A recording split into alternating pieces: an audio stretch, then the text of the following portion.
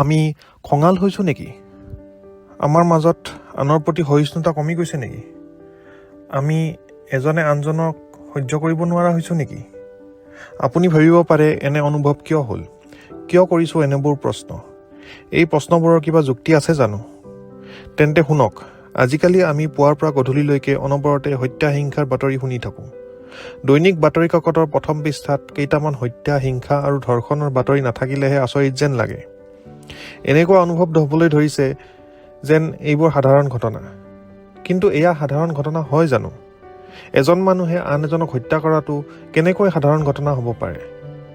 কোনো যুৱতীক দলবদ্ধভাৱে ধৰ্ষণ আৰু হত্যা কৰি নলাত বা ডাষ্টবিনত পেলাই দিয়াটো কেনেকৈ সাধাৰণ ঘটনা হ'ব পাৰে?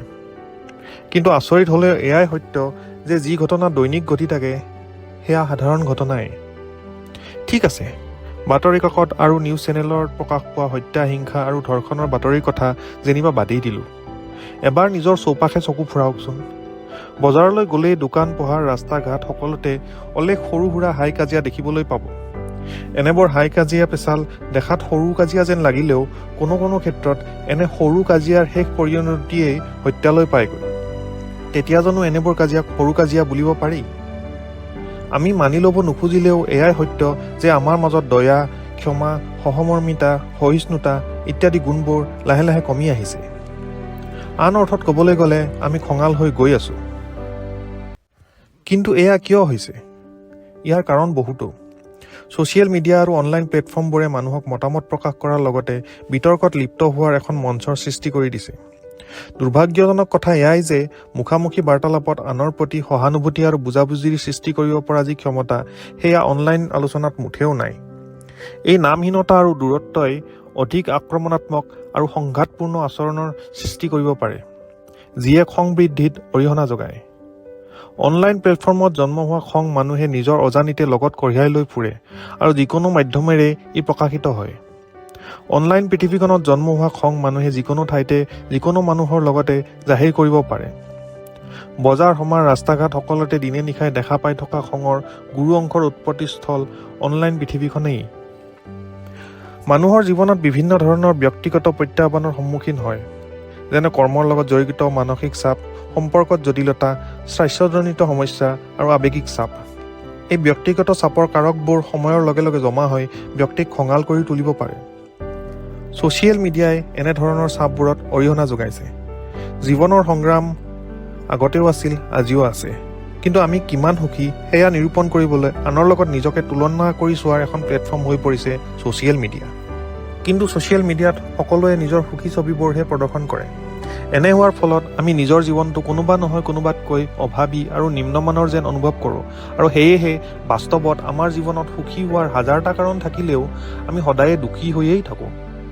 নিজৰ এই দুখ, আনৰ প্ৰতি ঈৰ্ষা, সুখী হোৱাৰ মানসিক চাপ আৰু নিজৰ অপূৰ্ণতাৰ অনুভৱ, এই সকলোবোৰ মনৰ মাজত জমা হৈ হৈ এসময়ত ই খঙৰ ৰূপ লয়। জনসংখ্যা বৃদ্ধি মানুহৰ মাজত ক্ষোভৰ সৃষ্টি হোৱাৰ অন্যতম কাৰণ। জনসংখ্যা বৃদ্ধিৰ লগে লগে খাদ্য, পানী, গৃহ, নিয়োগৰ সুযোগ আদি সম্পদৰ বাবে প্ৰতিযোগিতা তীব্ৰতৰ হৈ পৰে। যিহেতু এই সম্পদসমূহ সীমিত, গতিকে ইয়াৰ সুবিধাৰ পৰা বঞ্চিত হোৱাৰ আশংকাই হতাশা, উদ্বেগ আৰু খঙৰ সৃষ্টি কৰে। বৰ্ধিত জনসংখ্যাই অৰ্থনৈতিক বৈষম্য সৃষ্টি কৰে, যাৰ ফলত কিছুমানৰ বাবে তেওঁলোকৰ মৌলিক প্ৰয়োজনসমূহ পূৰণ কৰাটো কঠিন হৈ পৰে। এই অন্যায় আৰু বৈষম্যৰ অনুভূতিয়ে যিসকলে তুলনামূলকভাৱে সচ্ছল জীৱন যাপন কৰিছে তেওঁলোকৰ প্ৰতি ক্ষোভৰ অনুভূতিৰ সৃষ্টি কৰে। জনসংখ্যা বৃদ্ধিয়ে আন্তঃগাঁথনি, ৰাজহুৱা সেৱা আৰু স্বাস্থ্যসেৱাৰ ওপৰত হেঁচা প্ৰয়োগ কৰে। বৰ্ধিত জনসংখ্যাৰ বাবে আন্তঃগাঁথনি আৰু অত্যাৱশ্যকীয় সেৱাসমূহ পৰ্যাপ্ত নহয় আৰু এই সীমাবদ্ধতাই মানুহৰ মনত হতাশা আৰু খঙৰ সৃষ্টি কৰে।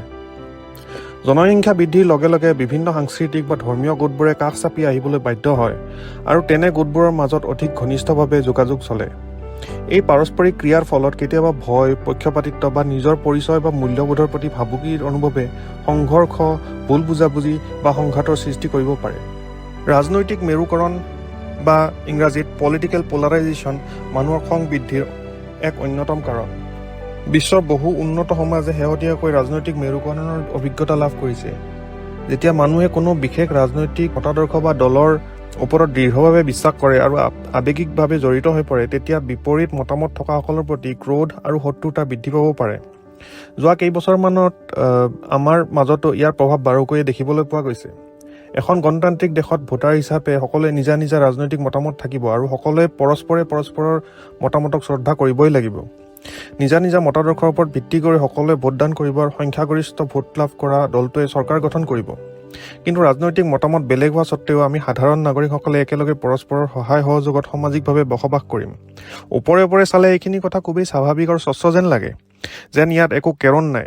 কিন্তু আজিকালি ৰাজনৈতিক মতামতৰ ওপৰত ভিত্তি কৰি মানুহৰ মাজত ব্যক্তিগত স্তৰত কাজিয়া পেচাল হ'বলৈ ধৰিছে।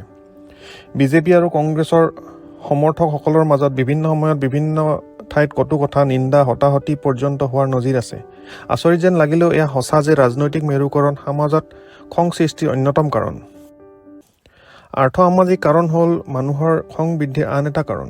অৰ্থনৈতিক অনিশ্চয়তা, আয়ৰ বৈষম্য আৰু আৰ্থিক চাপে হতাশা আৰু অসন্তুষ্টিৰ সৃষ্টি কৰে আৰু এই অসন্তুষ্টি খং হিচাপে প্ৰকাশ পায়। মানুহৰ খং বৃদ্ধিত সংবাদ মাধ্যমো কিছু পৰিমাণে জগৰীয়া। আজিকালি বাতৰি পৰিৱেশনৰ ধৰণ-কৰণত আমূল পৰিৱৰ্তন আহিছে। আজিকালি সকলো বাতৰি চেনেলেই 24 ঘণ্টাই বাতৰি পৰিৱেশন কৰি থাকে আৰু প্ৰতিযোগিতাত আগবাঢ়ি থাকিবলৈ চাঞ্চল্যকৰ বাতৰিক অগ্ৰাধিকাৰ দিয়া হয়। আনকি অডিঅ' ভিজুৱেল কৌশল ব্যৱহাৰ কৰি আৰু পৰিৱেশকেও নানান উচ্চবাস্যৰে সাধাৰণ ঘটনা একোটাকে চাঞ্চল্যকৰ ৰূপ দিয়ে। অহৰহ এনেধৰণৰ বাতৰি চাই থাকিলে আমাৰ আৱেগ অস্থিৰ হৈ পৰিব পাৰে আৰু কিছুমান বিষয় বা গোটৰ প্ৰতি অশান্তি বা ক্ষোভৰ সৃষ্টি কৰিব পাৰে। ক্ৰোধৰ মাত্ৰা বৃদ্ধি পোৱাৰ ফলত ব্যক্তিগত স্তৰত আৰু সামগ্ৰিকভাৱে সমাজৰ ওপৰত বিভিন্ন প্ৰভাৱ পৰিব পাৰে। খং মানসিক আৰু শাৰীৰিক স্বাস্থ্যৰ বাবে ক্ষতিকাৰক। ই মানসিক চাপ, উদ্বেগ আৰু হতাশা বৃদ্ধিত অৰিহণা যোগায়। ইয়াৰ উপৰিও দীৰ্ঘদিনীয়া খঙে হৃদযন্ত্ৰৰ সমস্যা, ৰোগ প্ৰতিৰোধ ক্ষমতা দুৰ্বল হোৱা আৰু অন্যান্য স্বাস্থ্যজনিত সমস্যাত অৰিহণা যোগায়।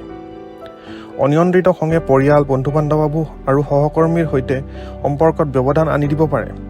ইয়াৰ ফলত পাৰিবাৰিক শান্তি বিনষ্ট হ'ব পাৰে। ই সামাজিক পৰিৱেশ শত্ৰুতাপূৰ্ণ কৰি তোলে। ফলত সম্প্ৰদায়সমূহৰ ভিতৰত সহযোগিতা আৰু সহানুভূতি গঢ়ি তোলাটো কঠিন হৈ পৰে। খঙৰ কবলত মানুহৰ যুক্তিসংগতভাৱে চিন্তা কৰাৰ আৰু সুস্থ সিদ্ধান্ত লোৱাৰ ক্ষমতা নাইকিয়া হৈ পৰে। ই আক্ৰমণাত্মক আচৰণৰো সৃষ্টি কৰিব পাৰে, যিটো সকলোৰে বাবে ক্ষতিকাৰক। খং বৃদ্ধিয়ে ব্যক্তিগত আৰু সমাজ দুয়োটা পৰ্যায়তে সংঘাত বৃদ্ধি কৰিব পাৰে। খঙে মৌখিক বা শাৰীৰিক আক্ৰমণাত্মকতা বৃদ্ধি কৰে, যাৰ ফলত সমাজত অধিক শত্ৰুতাপূৰ্ণ আৰু সংঘাতপূৰ্ণ পৰিৱেশৰ সৃষ্টি হয়। এনে পৰিস্থিতিত খং আৰু আক্ৰমণাত্মকতা চক্ৰটো আৰু অধিক স্থায়ী হৈ গৈ থাকে, কাৰণ আনসকলেও খঙৰ প্ৰত্যুত্তৰ খং আৰু শত্ৰুতাপূৰ্ণ ব্যৱহাৰেৰে দিয়ে। খঙে আনৰ প্ৰতি সহানুভূতিশীল হোৱা আৰু দৃষ্টিভংগী বুজি পোৱাটো প্ৰত্যাহ্বানজনক কৰি তোলে। যেতিয়া মানুহক খঙে গ্ৰাস কৰে, তেতিয়া তেওঁলোকে বিকল্প দৃষ্টিভংগীৰ প্ৰতি কম গ্ৰহণযোগ্য হৈ পৰে আৰু আনৰ মতামতত নেতিবাচক উদ্দেশ্য সোমাই আছে বুলি ধৰি লোৱাৰ প্ৰৱণতা বাঢ়ি যায়। ইয়াৰ ফলত গঠনমূলক আলোচনাত বাধা আহি পৰে। বৰ্ধিত খং আৰু ইয়াৰ নেতিবাচক প্ৰভাৱৰ পৰা মুক্তিৰ উপায় বিচাৰি উলিয়াবলৈ বহুমুখী পন্থাৰ প্ৰয়োজন। ব্যক্তিগত স্তৰত খঙৰ মাত্ৰা হ্ৰাস কৰিবলৈ হ'লে নিজৰ শাৰীৰিক আৰু মানসিক স্বাস্থ্যৰ যত্ন লওক। নিয়মিতভাৱে ব্যায়াম কৰক। নিজৰ চখ যেনে গান গোৱা, ছবি অঁকা ইত্যাদি কামৰ বাবে সময় উলিয়াওক। প্ৰকৃতিৰ মাজত সময় কটাওক। খং হ্ৰাস কৰিবলৈ হ'লে মানসিক চাপ নিয়ন্ত্ৰণত ৰাখিব লাগিব। তাৰ বাবে নিয়মিতভাৱে যোগাভ্যাস আৰু ধ্যান কৰক। যোগাভ্যাসে আৰু ধ্যানে মন মস্তিষ্ক স্থিৰ কৰি ৰাখে। এনে স্থিৰ মনৰ মানুহৰ কেতিয়াও সাধাৰণ কথাতে খং নুঠে। ছ'চিয়েল মিডিয়া পৰিমিতভাৱে ব্যৱহাৰ কৰক। ছ'চিয়েল মিডিয়াৰ হাজাৰ বেয়া দিশ থাকিলেও ইয়াৰ কিছুমান ভাল দিশো আছে। সেয়েহে ছ'চিয়েল মিডিয়া সম্পূৰ্ণৰূপে বন্ধ কৰিব লাগে বুলি ক'ব নোৱাৰি। কিন্তু বেয়াবোৰ এৰাই ভালবোৰ গ্ৰহণ কৰিবলৈ হ'লে ছ'চিয়েল মিডিয়া মাৰ্জিতভাৱে ব্যৱহাৰ কৰিব লাগিব। Journal of social and clinical psychology প্ৰকাশ পোৱা মতে শাৰীৰিক আৰু মানসিক সুস্বাস্থ্যৰ বাবে প্ৰতিদিনে 30 মিনিটতকৈ বেছি সময় ছ'চিয়েল মিডিয়াত খৰচ কৰিব নালাগে। সামাজিক স্তৰত ক্ৰোধ নাইকিয়া কৰাটো খুবেই প্ৰত্যাহ্বানপূৰ্ণ। ক্ৰোধত অৰিহণা যোগোৱা অন্তৰ্নিহিত কাৰকসমূহ যেনে আৰ্থ-সামাজিক বৈষম্য আৰু ব্যৱস্থাগত সমস্যাসমূহৰ সমাধান কৰাটো অতি প্ৰয়োজনীয়। সম্পদৰ ন্যায্য বিতৰণ, সমান সুযোগ প্ৰদান আদিৰ যোগেদি সেই বহল পৰিসৰত ক্ষোভ দূৰ কৰিব পৰা যাব। খং নামেই চাণ্ডাল, এই আপ্তবাক্যশাৰী মনত ৰাখিব। আপোনাৰ খঙৰ দ্বাৰা আন মানুহ যিমানখিনি প্ৰভাৱিত হ'ব, তাতকৈ বেছি প্ৰভাৱিত হ'ব আপুনি নিজেই। সৰু সৰু কথাতে খং উঠাটো এসময়ত স্বভাৱৰ অংগ হৈ পৰে। ই খুবেই ক্ষতিকাৰক। সমাজ পৰ্যায়ত ক্ষোভৰ সমাধানৰ বাবে সামূহিক প্ৰচেষ্টাৰ প্ৰয়োজন। পৰস্পৰৰ মাজত সহানুভূতি, বুজাবুজি আৰু সহনশীলতাৰ মনোভাৱক উদগনি দিব লাগে। সমস্যা আৰু মতভেদবোৰ গঠনমূলক আলোচনাৰ মাজেদি সমাধান কৰিব লাগে। আজিলৈ ইমানেই। ভিডিঅ'টো চোৱাৰ বাবে ধন্যবাদ। ইয়াৰ দ্বাৰা আপোনাৰ অকণমানো সহায় হ'লে মোৰ কষ্ট সাৰ্থক হোৱা বুলি ভাবিম।